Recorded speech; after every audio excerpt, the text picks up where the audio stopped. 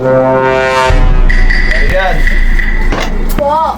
Ano na naman to? Nag-order ka na naman? Kaka-order mo lang kahapon na. Oo nga po, kaka-order ko yung kahapon. Oo nga, tapos ako na naman magbabayad dito. Hindi, pag-iipunan ko naman niya, babayaran ko din sa'yo. Ganyan din yung sinabi mo nung una, hindi mo naman binayaran eh. Ayaw, di ma. Huwag ka na magalit. Bakit? Lalo ka pumapogi pag nagagalit ka. Ano siya? Binubola mo na naman ako eh, totoo?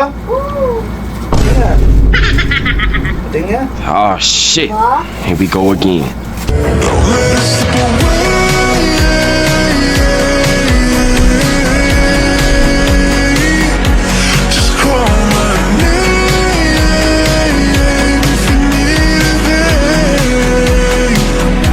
Parang di naman eh.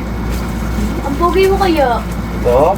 Oo, tapos pag nagagalit ka, lalo ka pumapogi. O sige na, mga naka-to-court mo, i-check out mo na natin ito, bayaran mo na oh. Sige na.